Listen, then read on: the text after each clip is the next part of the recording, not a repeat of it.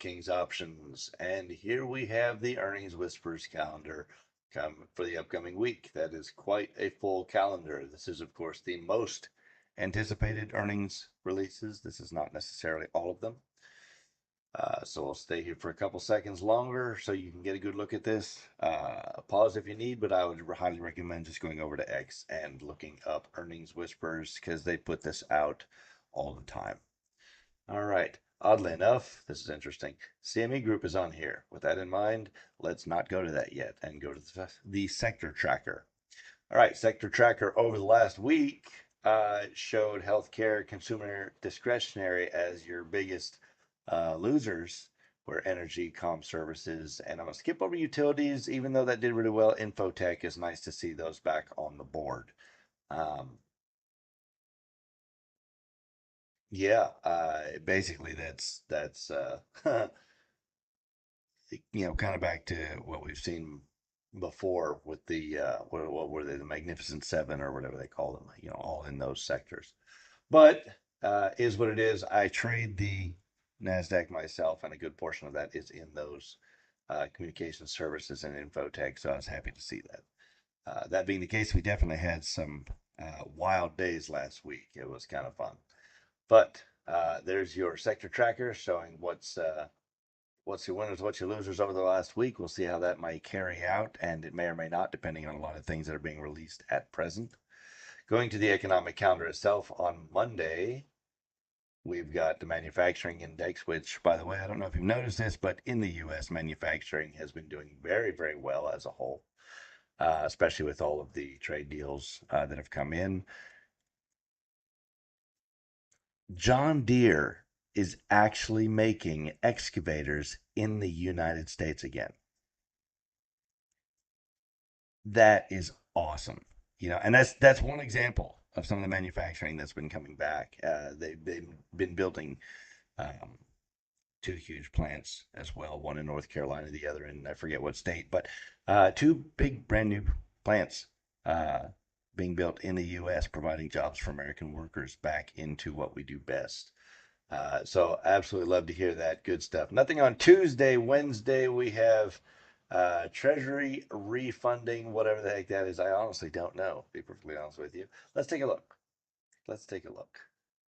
Treasury refunding announcement. Quarterly U.S. Treasury announces its funding needs for the next 2 quarters. The announcement includes which securities will be offered and the dates of their announcement, auction, etc. So there you go. That's what the Treasury refunding announcement is. And this little tidbit, as you will get on here, is often why I really enjoy the CME group as opposed to others.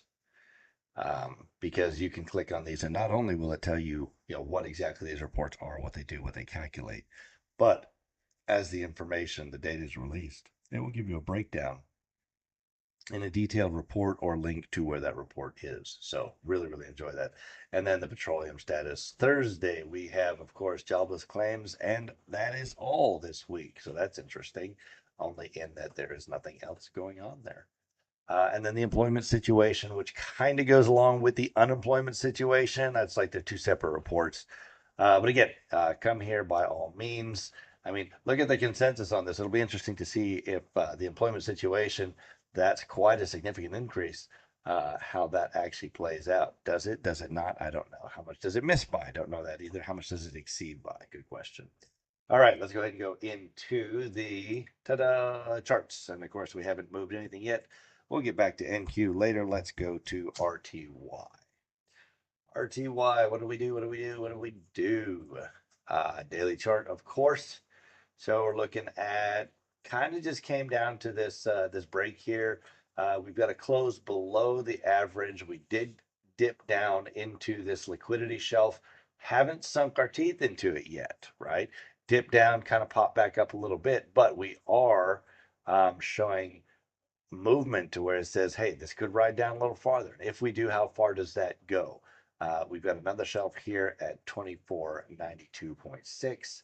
We're going to leave that there. And we're going to leave this here just to see if this pops back up and gets above that prior shelf. Otherwise, um, We'll have to see what to do with this week next week.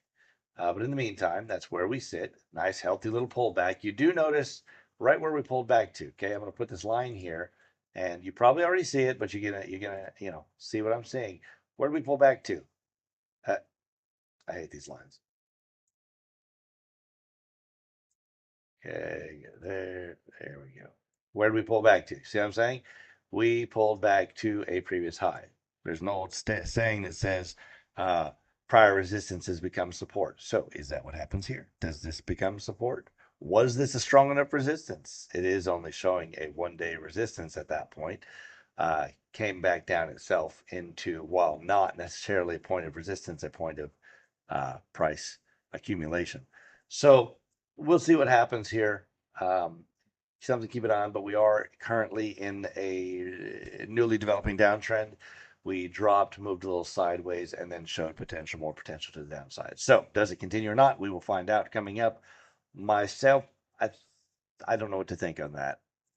I don't know what to think on that. I'm gonna have to think about it for a bit. Um, but until then, let's go ahead and move on to the Dow Jones. And this shows more consolidation than it does anything else, in my opinion. And here's why I say that. See these wicks down here? Yes, we came down here. Yes, we are approaching this shelf. We shied away from it. Now, the bad news is we did close below the average, the 21, daily 21. We closed below it. While we don't have the underlying averages dipping into the yellow yet, like we see over here. They're still organized to the green. We are basically flat, but she's starting to curve over a little bit. So do we come in and see a rise back up into this mess here? Potential for the all-time high again, which that really should be just a hair higher. There we go. Close enough.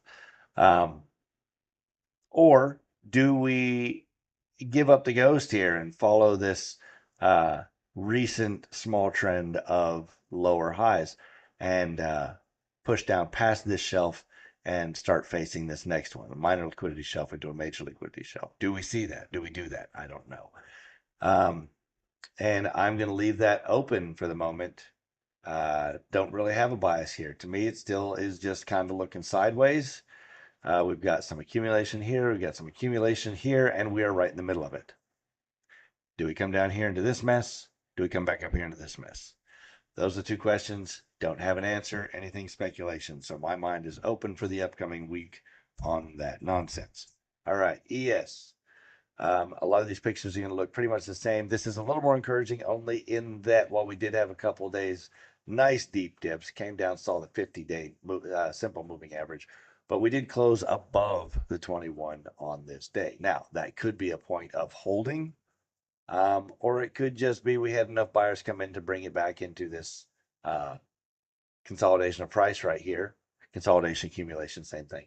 So consolidation of price right here, this uh, nonsense. We're at the lower end of it for sure. We did not dip down into the liquidity shelf, the first one that I saw down here, placed by this day, as a matter of fact. We didn't come down into there. This one looks more like we were on an we're on an uptrend, and then this is just a slight pullback and 21 and run, right? Reversion of the mean and go. We did get a new all-time high here, broke 7,000. Isn't that fun? These are the prices the NASDAQ was at when I first started trading, so that's interesting. Yeah, so this, I probably am leaning a little more towards upside, but then again, with everything going on, there's a lot of turmoil in policy right now, which I'm perfectly happy for. Um, if you don't understand what's going on financially, economically, not market wise. I mean, markets, we play to the upside, we play to the downside.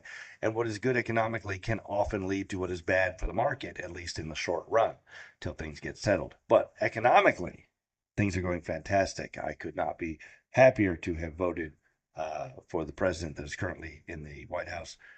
Um, and the wonderful job he is doing. If you don't see that, you are not paying attention, or you simply hate him because of his name. Okay. He has brought back so much in policy to this nation, to the to everyone. It's like you're not paying attention. Okay. You don't want to see it because it's blatantly obvious to anyone who will open their eyes. And you don't have to like the guy. I find him quite a bit brash myself, but you don't have to like him. But economically, good stuff. Good stuff. Finally, NQ, my favorite, the one I trade.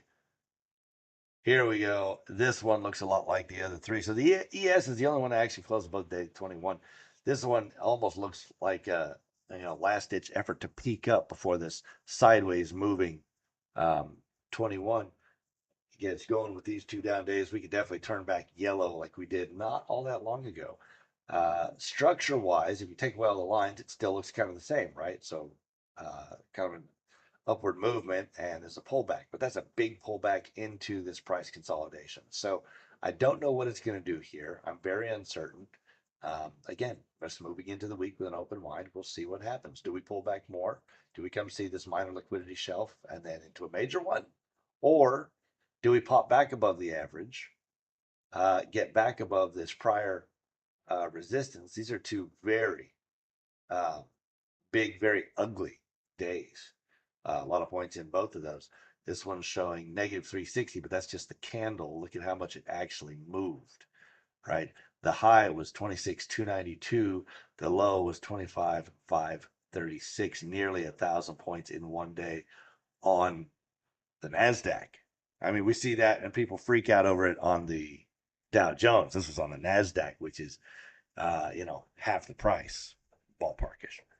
And then, of course, the next day movement of 360, and we won't bother with the high and the low only because the candle body itself is rather significant. So still 360 points in a solid downward movement.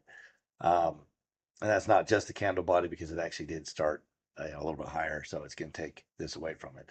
Still, it's close enough. You got 360, 400 points worth of movement here. What do we do? We're just going to have to wait and see. Do we hold this 50? That's a good question. Do we hold the 50? If we don't hold the 50, we've got the 100 right below it. And it's coming up close to it because the 50 is flattening out. Then we got the 200 peaking upward. Yeah, right now we'll just see if we hold to 50. How about that? And I don't really see much point in moving lines. We got the high here. We got the prior resistance here. This is still the liquidity shelf I'm looking at first. It's the lowest swing low in this run. We could come down and see it, threaten it. And it is a minor liquidity shelf. Here's the major one that drops down to here. So we shall see what happens. I'm kind of on a curious thing here. Let's go to a monthly chart, and we're just going to do this. We're just going to do this on this this one here. Where's the monthly? No, I don't even have a monthly chart. Okay. Let's go to monthly. Bam. Okay, monthly chart. What does she look like?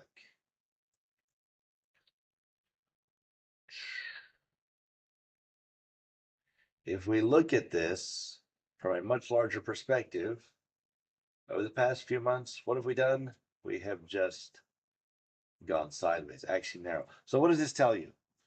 What does this tell you? On a larger time frame, this tells you something is about to move. We don't know which way, but something is going to move. That's what this is saying. So, something to keep in mind. And again, it's just larger picture, but I did want to take a look at it as long as we were here. Go back to the daily. So, all right, everybody, that's all I've got for you today. Just a quick rundown. And with that, I will see you in a week. Trade well this coming week, and let's see how we do. All right, thanks. Bye.